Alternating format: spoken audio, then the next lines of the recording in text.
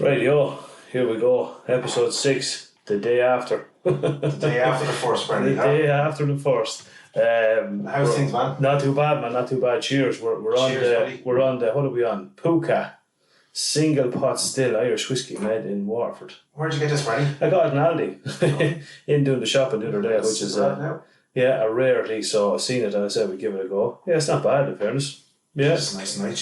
Yeah, not bad now at all. Bit of a peaty aftertaste. There is too, in fairness though. Yeah, there is. I don't. It's not a blended whiskey. I don't know what it is now. But I just seen it and I think they're doing a bit of a dry on it. There's a 7-year-old one and a 15-year-old one. So that is nice, man. Yeah, it's not bad. Sure, it's not. It goes down well. Goes down well. Yeah. In the air out there, keep us warm in here. Exactly right, man. Yeah, exactly. It's getting to kind of my favourite time of year now, I suppose. Yeah. You can smell a bit of frost in the air. A shadow of it is hard to beat. So it is. How did you go? Do you want to start first? Let's get there. Start with the worst, isn't it? That we're doing. Yeah. Well, sure, look at it. We can make it better after my day anyway, buddy. Yeah. Look, I thoroughly enjoyed the whole day, as we spoke before. Yeah. You go out and some of the best days hunting you don't necessarily see anything, but we've a couple of stories. We started off. It was a long day, man. As you know, I go to the gym in the morning, so I was up at 4:30. Went to the gym, came back, collected the kids straight away. 3 kids, Aria, Ryan, Lee.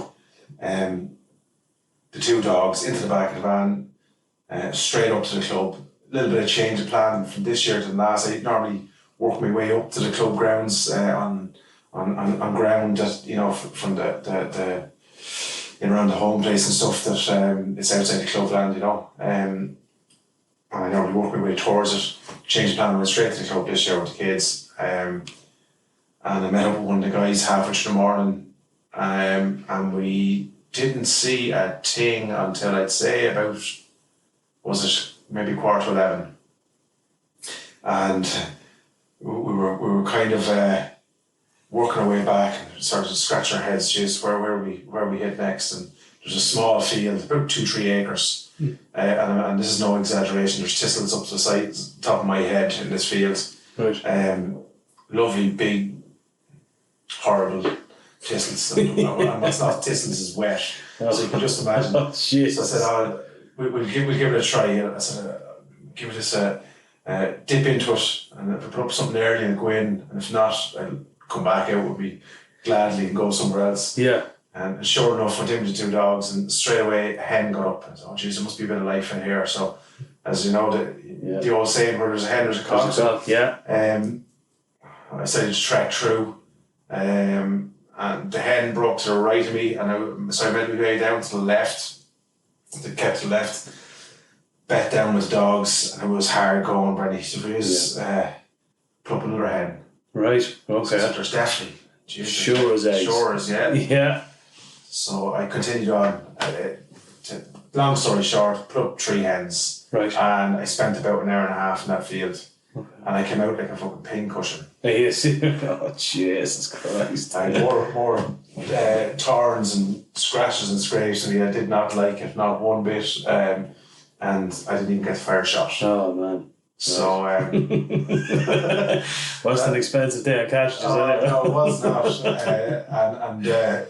So the kids came with me for the early part. I said I dropped them home. We were getting kind of it was hard trekking, so it was wet. It was very wet. Absolutely, yeah. Dropped them straight home, and my darling wife Arwen had a lovely breakfast sandwich ready for myself and Noel. Just when we came back, so I collected them in the tin foil, went straight back up. We ate them in the van, hooked up with the brother.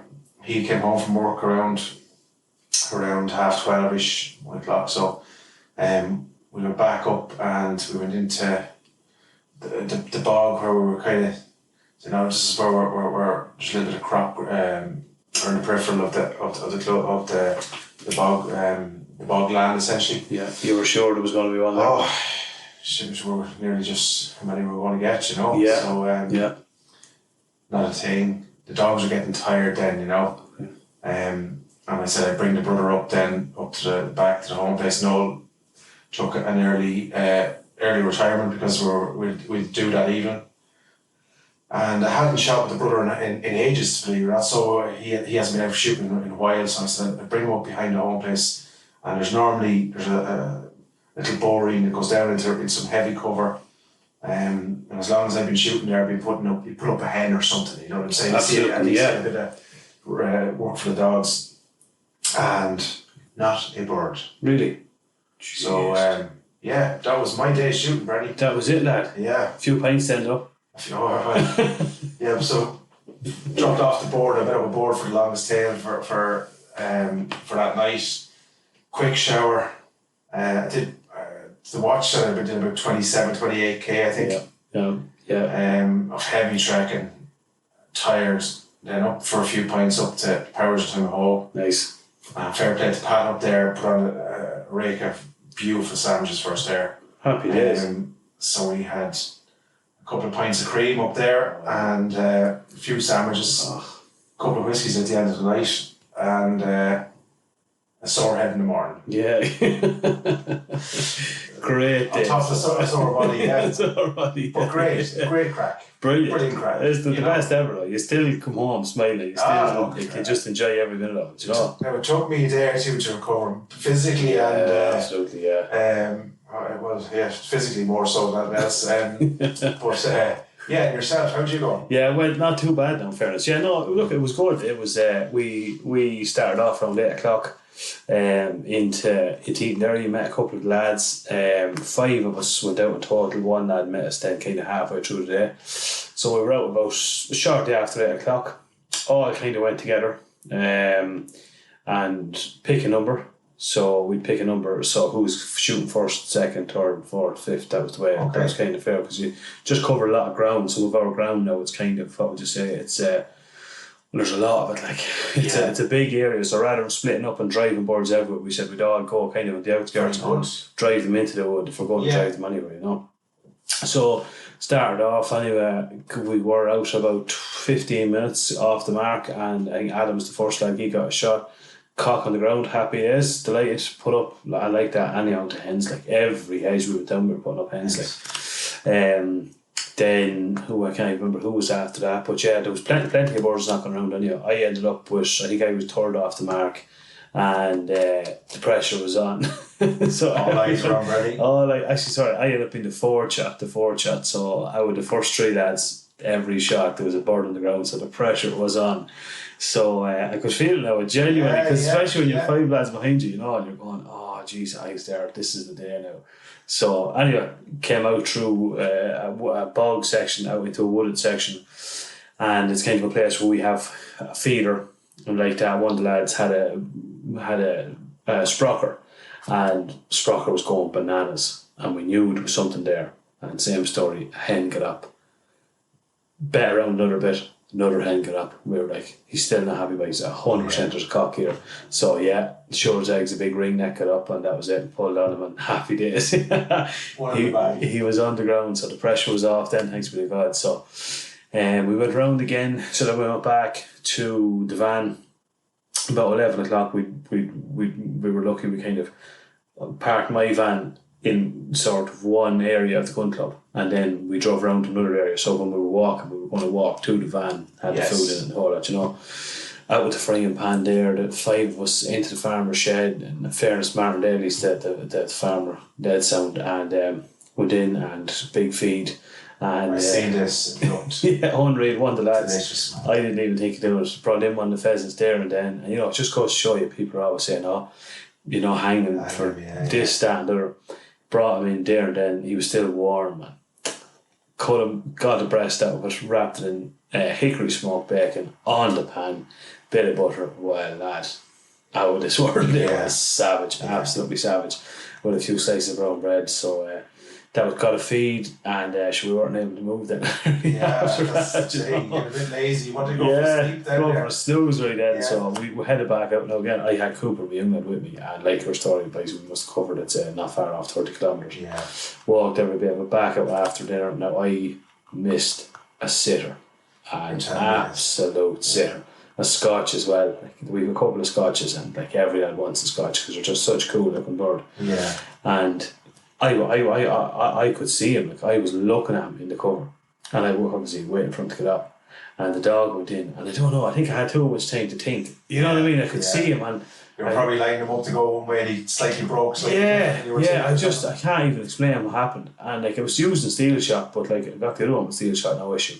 And 2 shots at him, and he kept going. Oh, jeez, it was devastated. It was devastated. I can remember, were you behind or below or in front? I'd say, looking back, and the worst part was it was on video. That's the worst part. That's going to be there forever. That's going on YouTube now to see. Yeah.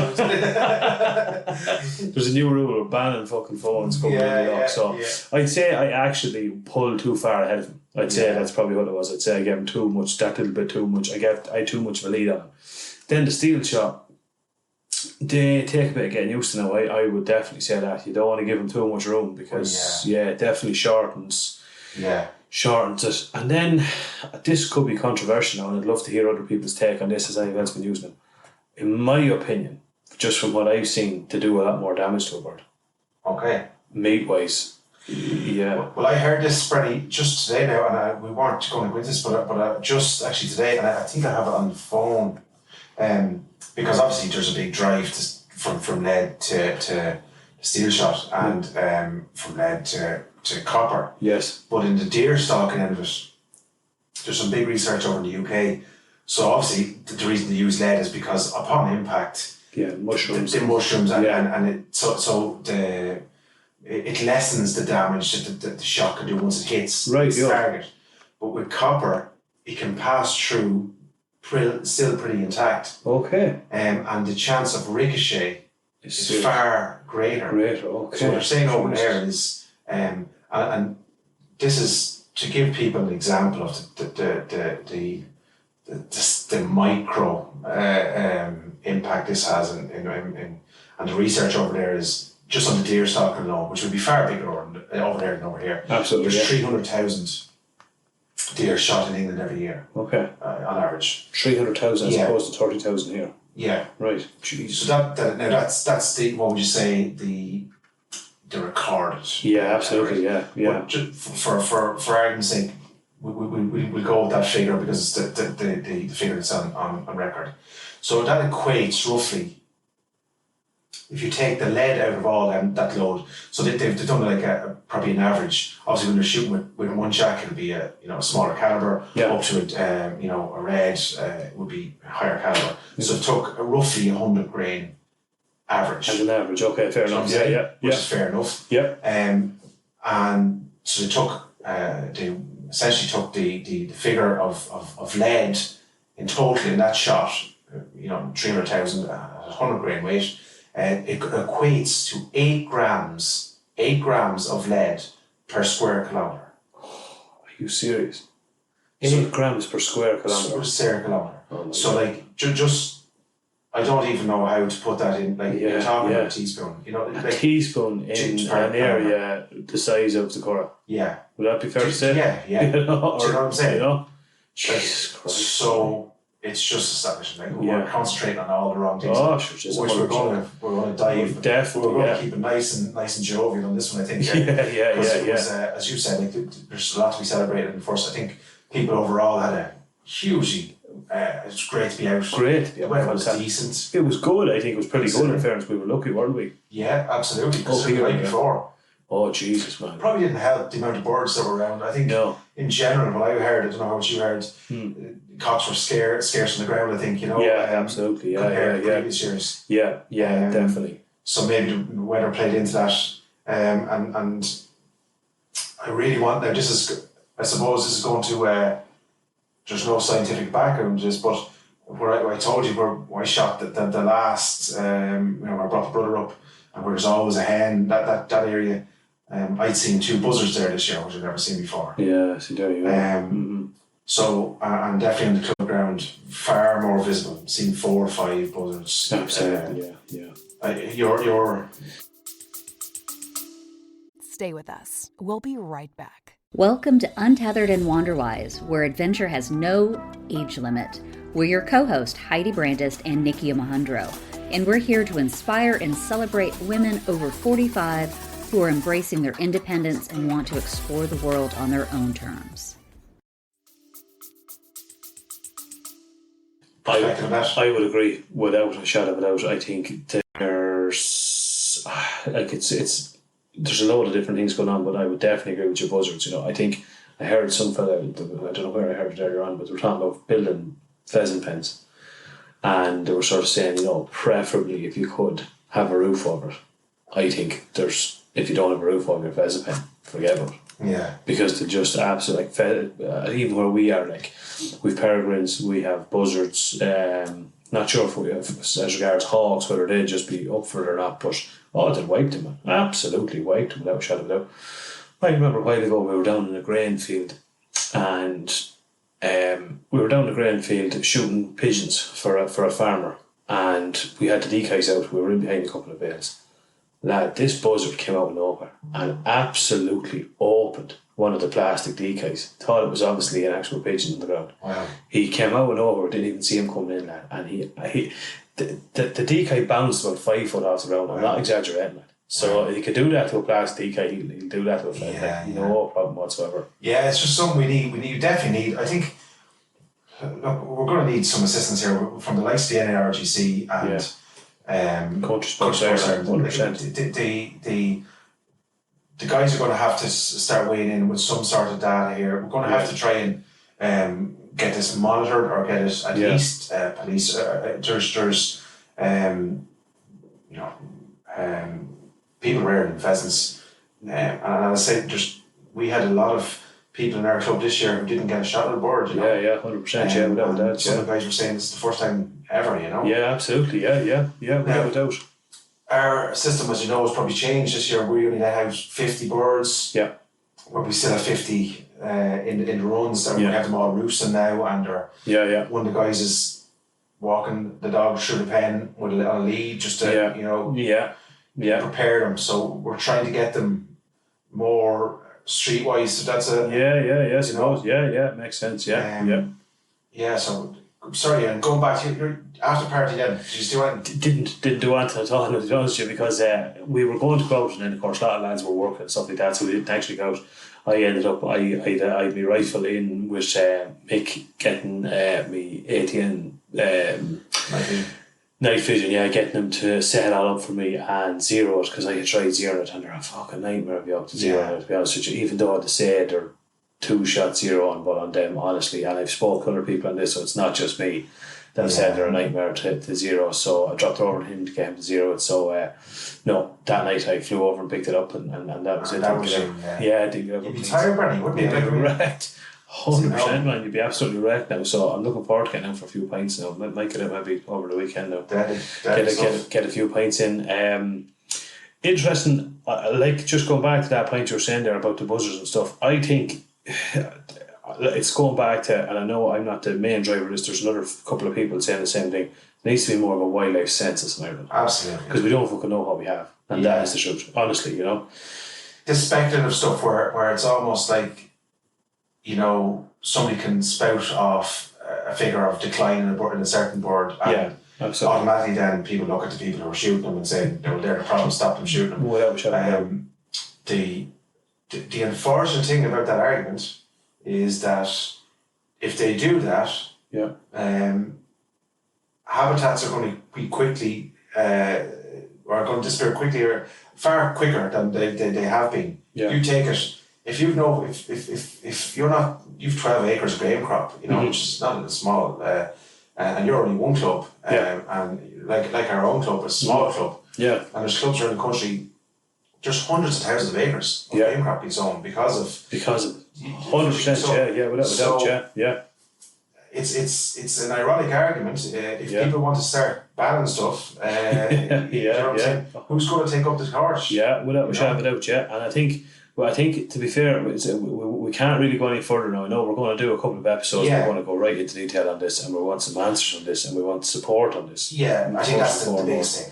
Without a doubt, is obviously we're going to be getting a little bit controversial, Bernie, in the next couple of episodes. Well, look, it has to happen. 110%. Obviously, we're all. I woke up on Wednesday morning to read an article on Facebook from a certain publisher about a fella writing in a complete nonsensical letter. Completely infactual, But yeah, it was published on Facebook, and he was sort of asking for pheasant shooting to be effectively banned. On a farming magazine or a farming medium. Absolutely, yeah, absolutely. Which is no better. I think that's fair. Yeah. It's scandalous. Yeah, absolutely. Yeah, to be promoting themselves as a farming medium. Yeah. I think it's publishing that nonsense. Yeah, absolutely, without a shadow of a doubt. And then we had, of course, the Bowel Jaw. We had that like now. I only caught the tail end of it, and I was livid. I was so livid. Yeah. And I have to say, in fairness to the couple of lads he had on, let's call them the pro hunters. Yeah, very good. Fair play to them. Now, an absolute. Fantastic. Yeah. Honest to God, it was fantastic. And pro hunters, yeah. Yeah, without a doubt. I think one thing that it did show was the complete lack of education with people around. Yeah. Around not only game shooting as regards actual wildlife game conservation now, they hadn't a clue. Any person I was listening to there now genuinely was just completely misinformed. Oblivious to what really goes on. Without a shadow of a doubt. I can almost guarantee, Brendan, right, that the majority of them people, and I don't know them, they take a walk around the lovely paths that are provided for them around the walkways in the countryside in Ireland. Yeah. They most definitely haven't grown up in that environment or haven't trekked it, the 30 kilometres through 6 foot thistles and wetland and bogland me and you have trekked and seen what's really happening in the countryside. Mm-hmm. It's all very well one Mondays, I looked out my window and seen a deer. Well, congratulations. I mean, I've seen hundreds. Without a shadow of a doubt. She gets up early enough in the morning and she goes to the right places. Yeah. She'll see far more than the one that she's looking out her window at. Without a doubt, without a doubt. There's an article today, it was in one of the, I think it was in the Mirror or something like that, the decimation of young sapling forests due to deers. 100%. So on one hand, you people said, let them do what they want. Yeah, 100%, without a doubt, But then the lovely forest that they love to look out their lovely window at. Yeah. What's going to happen when that's gone? 100%. Yeah, without a shadow of a doubt. And they're eating her lovely rose bushes. They might be as friendly to them then, Exactly, without a shadow of a doubt. Yeah. I think, and as well as that, I think it's worth sort of noting there as well. If that woman ever said to herself, Jesus, why is he in my yard? Why is that massive red stag in my yard eating the grass at the head of hundreds of acres he has to roam. Hundreds of acres he has to roam. Why is he here? He's there because he has the fucking food to eat. Yeah. Because he's starved. Because there is deer out there that are starved to death. People can think that's ridiculous. That is happening. There's any amount of proven studies to show that. And all I have to do is look. If we normally look across the water to see what's going on, the increase in deer population in England, I think and again I'll get the exact figures just because we weren't planning on it in this, but it's ballooned in the last 20 years. Absolutely. So far from, of all the things that need to be talked about in terms of conservation stuff, deer needs to be managed. And we're delighted that there's so many of them, without doubt. Delighted. Absolutely. Oh, of course, without a doubt. Without them, we wouldn't have 2 freezers full of meat for the winter. But on the other side, the drive to get it banned is ridiculous. But I suppose we'll go back to all things nicey, I suppose. Absolutely. We're not going to get. Start a civil war. I don't think we think. We had to have a few calm words with each other that even just keep things family friendly. Family friendly, you'd be fit to be tied, but Do you do the longest border out in them, Brad? No. We did. We did. Again, I suppose our club is a bit. We're a young enough club, and of course we kind of started when things were kind of the middle of the recession and stuff like that when we kind of started. So it's been up and down. So it's kind of it's heading to that kind of club, if that makes sense. You know what I mean? Like we're getting a lot more interest in it now. We haven't a huge numbers. There's only 8 of us, 9 of us in the club, so we haven't huge numbers. But look, we have a right bit of crack. Usually we would maybe go out for a few pints, but just midweek and whatever that was going on, we didn't decide to. I think as well, Bren, it needs to. I know from ours, this is the first time, since I've been involved in the club anyway, that we've got together for a few pints afterwards. and I think it was done previously, like back in the day, you know. But I think and I said this to the brother as well, and you know, the 1st of November comes around the first, you know, at the same time, the same date every year. You know what I'm saying? So you need to obviously, to plan for it. Yeah. And just take it, no matter what's happened. I could write a list of things that were going against me to go out on the first November this year. You know, possibly should have been doing. The gods were conspiring against me, but. I still do it religiously every year because it's the, you know, it's what we do with my kids, family. Hopefully bring home a pheasant. Yeah. You know, we get to see. I talked to my eldest, not my eldest, my second eldest, my eldest on the day, Ryan. My eldest was in college, this year, and he come up to exams and stuff, so he just couldn't. But other than that, Ryan was saying, like, you know, got to see the couple of hens and feel that kind of, what was that tension, you know what I mean? When the bird flutters up, you know what I mean? Absolutely, yeah. And no better feeling when the cock gets up and starts croaking. Fantastic. You know what I mean? It's exhilarating, you know, there's brilliant, without a shadow of a doubt. And my dogs weren't working great on the first. Okay. As you know, my pointer's his first run out. Got really tired really quick, you know. Yeah, 100%, yeah. And my Springer is a huge dog. Big dog, yeah. And he's not an overweight dog, he's just a huge muscular dog, you know. Yeah. And I was at pains with him, you know. I was kind of got tired, and at the first part of the morning I thought, geez, he's not working great, you know. And we spoke about this, not having done plenty of work with him in the off season, which kind of feeds into, you know, he's looking back, what do you want me to do here? You know what I'm saying? Yeah, 100%. But I had him out yesterday. A different dog.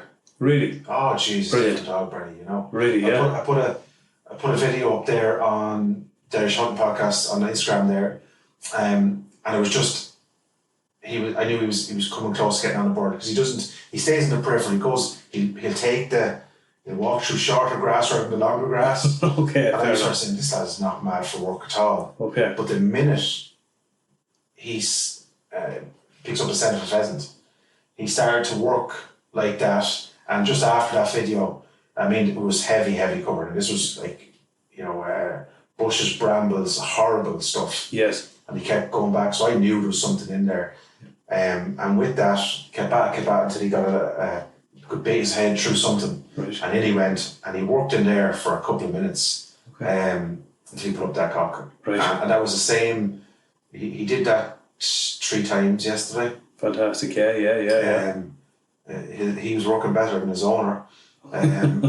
So, yeah, and that's he works on my left. You know, if you can imagine, I'm going up along the hedgerow on my right. He'd work to my left all the time in the field, and he'd work. Okay. And within that, he'd put up the nose, he'd look back at me, and the nose would go up and the head would go up in the air, and he'll decide then, is it worth it or not? And if he's not, something's moving ahead of him, he'll keep moving along closer, and then he'll dive in. No way. And when he knows there's something in there, which is weird, because like, you know, the springers are normally, you know, they're like Duracell bunnies. Oh, just it's 100 mile an hour the whole time. They're in the ditch or out of the ditch, you know what I'm saying? And the springer I've had. Oh, same as that, yeah. But this is a completely different dog now, you know? Right. Kind of Pointer almost. Pointer-esque. Yeah, you know what I'm saying? Yeah, absolutely. Yeah. So I don't know. Has anyone else had that experience with them? I again, it's years since I've had dogs, but I've had springers, and any springer I've ever worked with like that, 100 right now. Just all the same. They're mad. Underneath fences, over fences. We all have a friend like that. Exactly. You know, and if you don't know which one it is, it's probably But it does go show. We had a couple. Now again, to my dogs, there were Damien's and Neil's dogs, Sprocker and Cocker and a Springer, and even like that, the whole lot of them just work now. Damien Springer, I think it's Odie. He'd be older. He'd be he's 7, maybe, you know. Yeah. But like that, just probably hasn't. He tired out now when he's working. He like dogs have passed pheasants, and I know this because I've seen this firsthand, and Damien will agree with this. We've had lads out there with so-called the best of dogs, and they'll pass a pheasant. By Jez Odie won't pass it. He will, not at all costs. You know, we've seen dogs running past, passing up. Next thing, Odie comes behind on the scent, and that's it. The bird goes. But like that, I think 1st of November, I think a lot of owners are probably guilty of to get out. The dogs might be carrying a bit of weight. You know, their fitness is their own fitness down. Keep them going, push on. He'll be flying. So that's I think you were saying there we all have that friend Marky. If you're listening, you know exactly you're that friend. But I was chatting to my mate to shoot with deer with Rob, and he wasn't holding up much hope for Max at all. You know, he's still a young dog, big dog, but he's young, which we kind of forget. But and hasn't had a whole pile of experience, you know. So, but by God, man, he'll retrieve, he'll work, which I'm delighted with. I'm not saying he's the best dog in the world, you know. I'm saying in terms of, you know, you put him up, there's dogs that are going to beat him, but I find he could be the perfect fit for me, you know, because I'm not a Duracell bunny anymore. So the way he's working at the minute will suit me. And if I was guilty probably of thinking on the first, this lad is running by pheasants, you know. He's not arse going in. He's looking in the ditch and he come back out. No, I'm not going in there. And he did the very same thing yesterday. Only the difference was that when there was I wouldn't have got on the first pheasant. I seen where the cock went in because there was a clutter of hens. As you said, abundance of hens for some reason. Abundance of them, and they were about 500 yards away from me, and I could see the cock sticking up just over the brow of the hill. And I called the dogs back to me because we're out in the middle of the field, it was a cornfield. And so I kind of seen roughly where they went in. So I knew when I was coming up about 5-10 minutes later, this is in around the area, and I said, if he goes by this now, you know. Yeah, you'd be disappointed. And like that, he was working in the field, and the field was after being coached, like, you know. Yeah. I said, Jesus, he's fucking working out here. There's nothing out there, you know. Yeah. And it was kind of probably 5-6 meters of kind of overgrown grass and overburden, as I say, on the right hand side.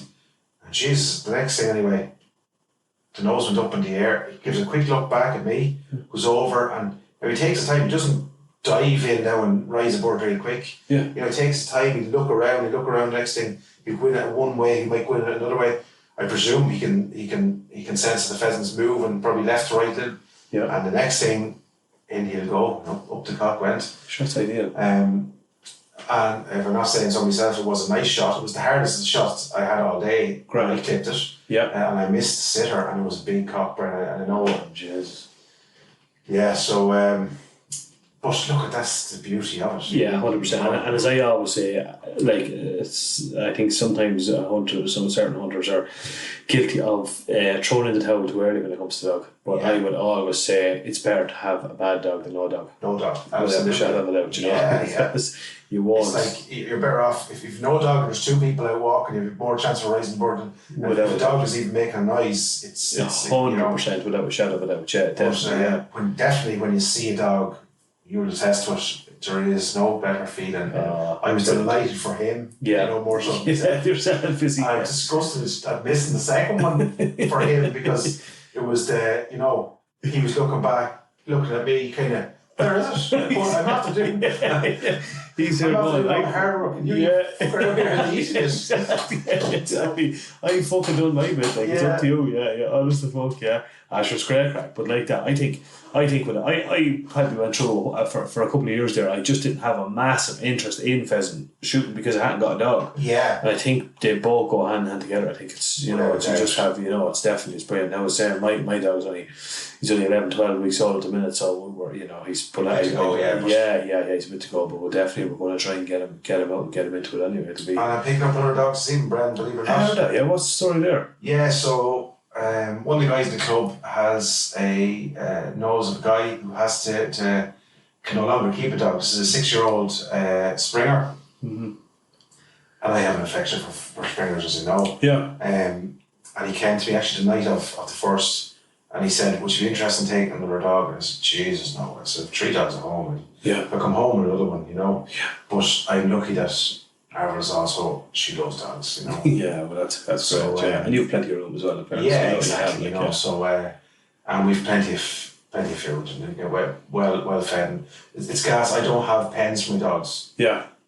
They're all trained to stay out around the house. Yeah, well, that's the right way. Yeah. If you can. Like, Yeah. it's the right So way. they don't move. Now I had have issues in the past with one of the dogs previous, but that used to wander up the road a little bit.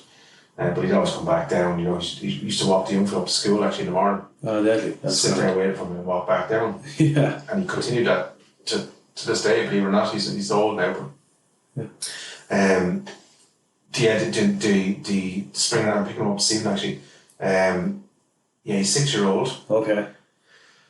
So he was the father of Kieran's dog. I was talking to him on Tuesday, and he said, "Look, the man can't keep him anymore. He's good around kids. He's a good working dog. Okay. He'll beat heavy cover. Okay. Which is a dog I don't have. Yeah.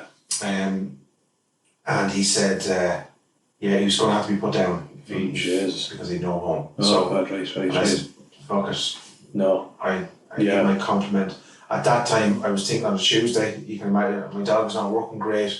Maybe if I get another Springer working with him, I was thinking that way anyway. Yeah. So yeah, it might.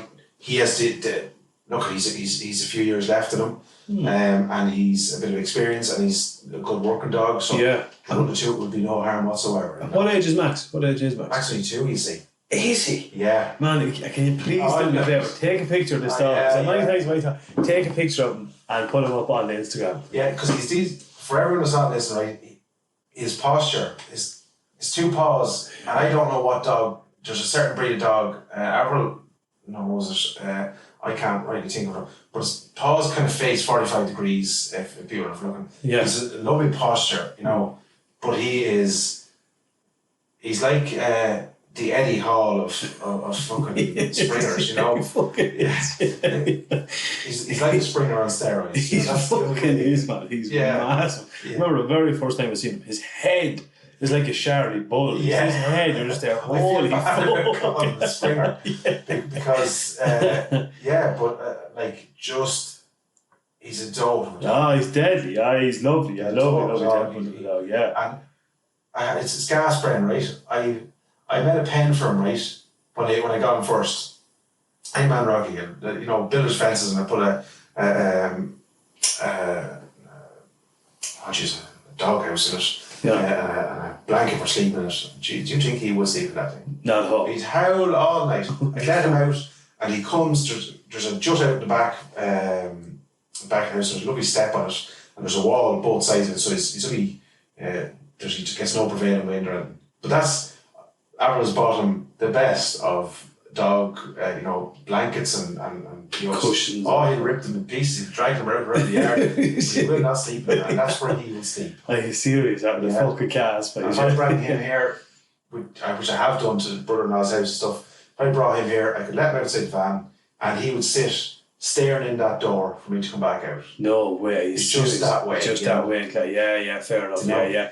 And he's grand as well, because the only thing I have, and again, not that I have against Springers, certain Springers, you know, you get the yappy ones. They're just, constant, there's no off with them. They're just fucking constant. And like, that won't work for me. Yeah. Do you know what I mean?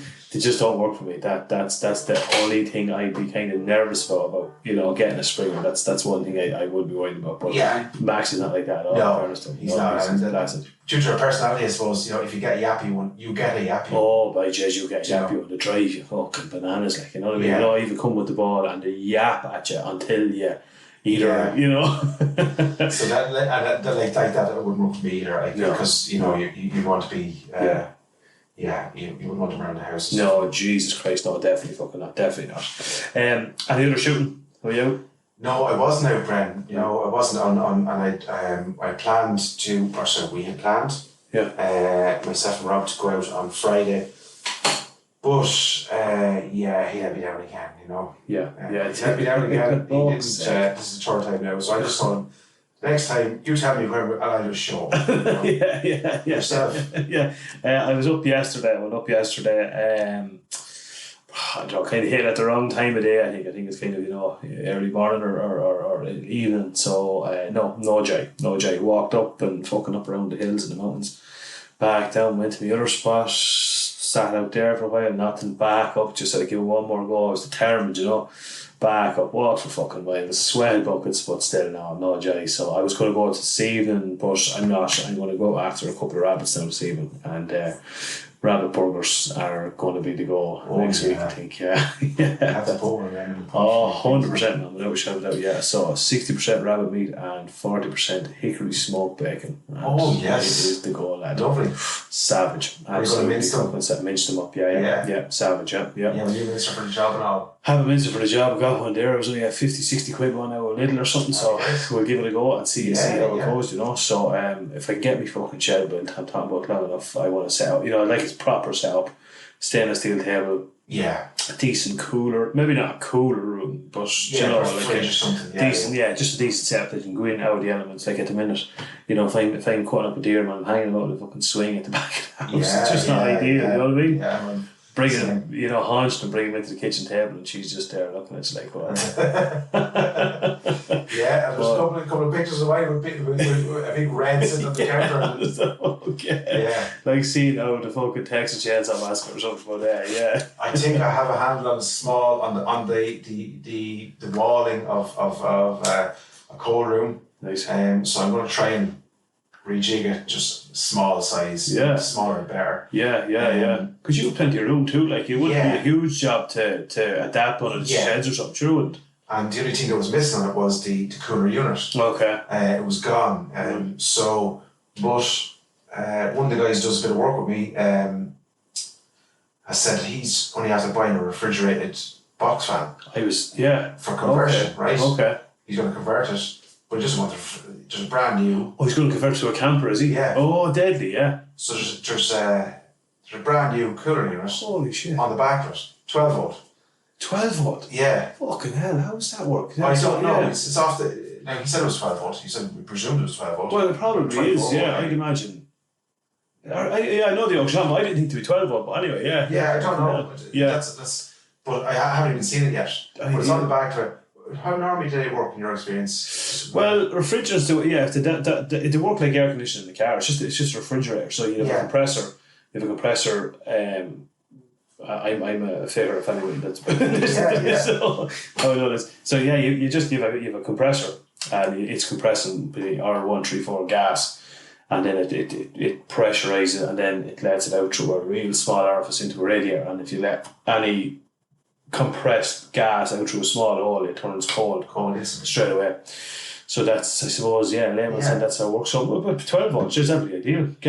Get a transformer or an inverter, and sure, it'll be deadly. I have one actually in the caravan, so deadly. The 240 volts and 12 volts. To 12 volts. Inverter. Happy fucking days, man. So that's all. I haven't even seen it yet. Yeah, but he said it was brand new. Your man only, whoever he bought off was after changing that unit on it. Okay. And it surpassed his requirements. So I'm thinking of that, or else, as you say, I might just make the cold room. Yeah. And buy a double Coca-Cola fridge or something. Yeah, like that. I think so. Yeah. I'd love to know. Like I've seen a couple of lads selling the cold rooms, but I'd love to know how hard are they on juice? I'd say they're fairly hard. I'd say they're fucking hard, man. I'd say they're very hard. That's why I'd like that. That setup mightn't be the worst. That mightn't be the worst at all. No, because and if you can make the cold room small. Yeah. You see, realistically, all you want the cold room function for is for a couple of days.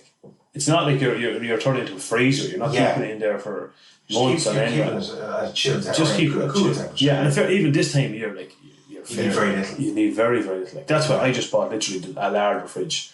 Bought an advert.ie. It's big enough it'll hold a seat. Yeah. Made the frame around it like that. I plug it in I leave it hanging for a couple of days, and then I can sort of haunch and process it at my leisure. That's what I'm missing now, because we're essentially quartering it, and I have a couple of fridges. So I'm running a couple of fridges to house it, right? Like a larger fridge there. I bought that fridge for 70 quid. It was shortly 70 quid on a laptop. I made the frame of inch box iron that I had there, welded it together in 10 minutes. Yeah. And like it's grand. I can comfy hanging in there, keep it below 5 degrees, and happy days. Deadly. Yeah, I suppose early season around September, like it was a gift because it fucking weather. Well, even now the weather's been so bad. Yeah, that's the thing. It's hit and miss. You could go out tomorrow and you could need to. Yeah. Honestly. Yeah. And plus the fact if you're shooting kind of 2-3 o'clock in the day, and by the time you get home, light is against you then, and you're tired after day shooting, man. The last thing you want to do is go bushing a fucking deer. 100%. That was I remember the first one I brought home, and I hadn't got my larder hanging on like that. I was fucking wrecked. Time I got it home, then there, skinning him there and then, and trying to find fucking room for him, and never. And I'd love to do I don't know about you, Bren, but like for people who don't, we haven't really discussed it really much, but we probably, you're the same, I know. We try not to waste any deer, so the liver and the heart, and I've met now as well, like the lungs, I'd normally. It's supposed to be very good dog meat. Okay, the lungs. Yeah. And I think they're edible as well, are they? For human consumption? Yeah. I never heard of any eating them, but I don't know. I'm sure you could. I don't know. Yeah. But I haven't ventured that far. No. But yeah, so try and salvage as much as possible. I'd love to, myself and my mate, we'll spend a whole night, one night, myself and him, doing a hide. I had a power washer out and I took all the heavy fat off it, Yes, yeah. And this went on till fucking 10:30 at night, and he made up a jig, and he bought the tanning kit, but it just didn't turn out. So, right. Yeah, you know what I'm saying? So, yeah. But I'd love to, somebody who's into that. Find out who can do it, yeah. I do a couple of rugs, because like, as you know, the more them you do, the better you get at skinning them, so the hide tends to be better. The first one, it was like a pain cushion. A poor knife and a poor man skinning it. Honest fuck, I must throw it up. I have a picture of me and my young one. She was out helping me. She was in her pajamas, and she had a butter knife. And I had it was a little Sika. It was on the front of the forklift just a couple of years back. Yeah. And it wouldn't have been the best to hide it. There would be a few holes in it, but I'd love a couple of them. Yeah, so nice. 100%. Yeah, I was only down in actually Lakeland Shooting Centre last week, and I noticed they have one. I don't know where it came from, but they had one in there, kind of on display, or thrown over one of the tables. And I was just saying to myself, it's funny you brought that up, because I've literally been thinking that the past couple of days. Yeah. The next one I get, I'm going to try. Tannis, yeah, definitely, yeah. Do you have the kit and all, Brandon? No, I haven't a clue how you even go about it. I'm not being smart. I haven't a clue, so it's something I'd like to learn. I know, definitely, yeah. So if anyone knows, if there's any lads out there that wants to give us a bit of a crash course, absolutely, reach out. Jump on at the Irish Hunting Podcast. We're on Instagram. We're on YouTube now. We haven't any videos up on YouTube yet. Because we're waiting on some gear. But I think we're going to start sticking up a few videos anyway. I think 100%, the phone is not the best, so you have to keep it very well. But 100%. Throw a bit of stuff up there, and people can connect. And I say, definitely love to hear from somebody. Oh, without a shadow of a doubt, taxidermy end even. Without a shadow of a doubt. Look, as I say, like on that note, big things coming up. We're going to head down. Not this Thursday. I think is it what did I say? It was the 17th. 17th, I think. Thursday, the 17th of November. We're going to be down in Wild Hunter in Athlone. They have a Pulsar open evening there from 5 till 9 o'clock. So it's come down and have a bit of a look. Try them out now. We're going down on our own back as we're trying to promote, but we're neutral. We're going to have a look. We're going to give you our thoughts on it. Yeah, absolutely. And hopefully we'll able to speak to a couple of different people down there. Yeah. And get their input. Absolutely, without a shadow of a doubt. Yeah. As regards Spotify, if you can go on, obviously give us a listen. You can subscribe to the podcast and give us a rating. I am happy to report that we are the number one trending hunting podcast in Ireland. So that's been for the last couple of weeks. So So it's exceeded our own expectations, I think, Brent. Yeah, absolutely, man. So it's brilliant. We're up there in around name and Duffy and a few of the lads. We're ahead of some of even the GAA ones, which was a surprise to us. Absolutely. So that's down to listeners. In fairness, only for you coming on and give us a listen. We're getting great feedback. And there's the thing as well. We're both actually. I was actually talking to John, in Rubber Suits, the magazine is coming out in December. Oh yeah. Saw them last night. Right. We had both long before we had kind of got this podcast up and running. Both you and I had subscribed to that and to get the magazines. Yeah, genuinely. I didn't see it come out. John, he can go back through the subscription and verify that. But it was just by chance. But we obviously we're in the kind of same space, and I want to give him a plug. Like, I mean, this is he was saying 63 pages of reading in this thing. Brilliant. And it's I think it's a well overdue medium. Like, I can't wait. You're the same. Over the Christmas, the fire lit. I have a little space here. A bit of whiskey in front of you. Ideal. And you've plenty of reading there. There's fishing articles in it. Brilliant. There's duck, deer. There's a bit of conservation stuff. Excellent. Plenty of photographs. And it's not going to be. Because I said to him, we'll be genuine. We'll be open and honest with people when we will review it. Oh, 100%, yeah. And I said, I hope it's not going to be one of these magazines that's going to be every second page is blister with ads. Unless he wants a blister with our ad. And he says, no, it's generally, he says, out of 63 in total, there's about 3 pages worth of advertising with dollars around. Yeah, well, that's great. So it's actually 60 pages of good reading. Homegrown. This is all what's going on here. Do you know what I mean? It's all your local. And he's a really good guy. He's scientific background. He's doing this off his own bat. He's funding it himself. Brilliant. So everybody, I think, if you're in the hunting community, I think everyone should get a. Yeah. I think it's in around $9. Yes, not. I think the biggest part of that, $3.50 of that is the delivery. The delivery, yeah, 100%, yeah. And you go into Easton's at any, and I'm guilty. I buy them myself. The shoot magazines in the UK. Not being like they're grand, but 90% of it's not of any relevance to us. And you'll pay €7-8 for that. So I think it's so it's delivered to your door. Yeah. And bear in mind, of that $3.50, he's not getting. This man is packaging himself. Labour, you know what I'm saying. So it's a labour of love. $3.50 is going to the delivery company. So surely there's a delivery company out there that can do a little bit better than that for me. On post, I mean, so look after our own here. Without a shadow of a doubt, And so for essentially £6, like that's brilliant. And like I remember, like I can't for the life of me actually think of the name of it, but the last, I think it's a number of years now, it hasn't been out, the last Irish shooting magazine that used to be on the go, and I would say 90% of it was clay pigeon shooting.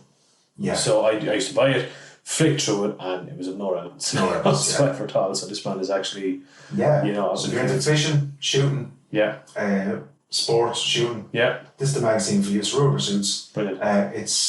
It'll be delivered in December. He was telling me, if you buy the magazine, you will get a digital version free in January. So you have it, it'll be PDF to you. Brilliant. So you've therefore more, so you can have one up in your man or your woman cave. For the next couple of months, and if you can get it off the ground, it'll be an ongoing thing. So brilliant, absolutely. Get yours brilliant. Without a shadow of a doubt, that's brilliant. I look forward to that. Before we wrap it up, just keep in mind we're going to be down in. We're probably both going to be down in Athlone. We're able to be in November. Wild Hunter in Athlone. So we'll look forward to meeting a few of you down there. It's going to be great. In the meantime, female hunters, anyone that's out there listening to this, get in contact. We'd love to have you on and have a bit of a chat and just get your perspective on things. Yeah, absolutely. Yeah, it's great. Neither of us have. There's no female hunters at the minute in either of our clubs. No, there's not. No, absolutely not. No, so which would be good. Like, I mean, we'd be certainly open to. I know sometimes you can come across as a very male-dominated sport, but it's our general sense. It certainly isn't. Jesus, no, absolutely not. Not at all. So and like my wife does as much for hunting as I do. She absolutely. The club stuff and with the butchering aspect, and that's all part and parcel of it. So without her, I wouldn't be able to do it. Absolutely, So we're definitely going to be looking. I think in England there's some great. We both follow Rachel Carrick. Huge advocate for hunting in the UK. I've tried to tag her a couple of times. She might be listening to this podcast. So she might just get in touch. But yeah, definitely, we'd love to hear from somebody. We'd love to hear from somebody, and we'll promote it in every single possible way that we can, Absolutely. without a shadow of a doubt. So I suppose that's pretty much it for this episode. Stay tuned. We're what are we going on next? We're definitely going to try and get in contact with some female shooters or hunters and get them on. Next episode, we're going to delve more into... Yeah, we're going to go deep into this, Brenny, I think. Yeah, 100%. We're going to kick back against the two items we spoke about. Yeah. And absolutely. We're going to get a little bit controversial, a little bit vocal, I think. So you're going to have to buckle your seatbelts a little bit. Yeah, without a shadow of a doubt. Something we're both passionate about, and we're going to try and turn the tide a little bit here, Absolutely, without a shadow of a doubt. Yeah, we're going to try and get on. We're going to try and get on to maybe the NRGC and any the country sports organisations in Ireland, and try and get behind us and push back. We're sick of, we don't want to be just sitting here waiting for this stuff. We want to stand up and say, listen here, we certainly don't want any criticism. We're not looking for a pat on the back, but at the end of it, this is what we're doing. Yeah, and we're not ashamed of it. We're certainly not ashamed, but we're very, very proud of it in actual fact. And basically, we want people. I think this is the thing. Yeah. Especially the NRGC, right? Yeah. Because I'm a member, right, and I'm obviously chairman of the club. I'm a member of the NRGC for the last number of years. Yeah. We want some back in here, some real gone are days when we're trying to put out fires, what I'm saying? So we'll deal with it as it happens. We want to be trying to be proactive now. Because on the other side, and we're not looking for wars here, you know what I'm saying? No. But definitely on the other side, they've been very proactive and very vocal, and where a lot of organisations within our sport or within our way of life, and I say this across the board, I'm not picking on anyone in particular, but there's internal fighting and fighting among themselves about who should be shooting where and all this kind of stuff. And that is, if we're split, these groups are going to take advantage of that. Without a doubt. Without a shadow of a doubt. If an army is split in the morning, you know what I'm saying? It's very easy to take apart. Without a doubt. And our community is split. Without a shadow of a doubt, And we need duck hunters, fishers, without a doubt, woodcock and snipe, fox hunters, vermin shooters, sports shooters, Wild Deers Associations of Ireland, the Deer Alliance out, the whole lot come together and stand up and say, listen, we're sick of it. We're just sick of being slayhead all the time. Country people, farm, farmers, 110% without a shadow of a doubt. I mean, what we're going to be speaking to the next episode, Brady, is going to. There's some of the stuff here I've been finding out, and you've been researching as well. It's going to blow people's socks off. I mean, what's happening in other countries and stuff, and what's going to happen here if we don't stop this. Without a shadow of a doubt, definitely. So we're going to dive into that, and I suppose on a last note on that, for anyone that's maybe anti-hunters, anti-shooters out there that may be listening in, the next morning you're out for a walk and you're walking along a country road and you see a nice, beautiful coloured pheasant on the side of the road, you can thank the hunters for that. Because to be fair, only for us. You're welcome. You're welcome. He wouldn't be there. So simple as that. That's a good note around that. Simple as that. Okay, so we'll wrap it up there, and we'll stay tuned. We'll be back next week with will be episode 7. With the boxing gloves, right? With the boxing gloves, lad. We're not taking any... no messing. No messing this time, Matches are over now. That's it. So for now, take it handy, happy hunting, stay safe, and above all, keep it country. Talk to you soon.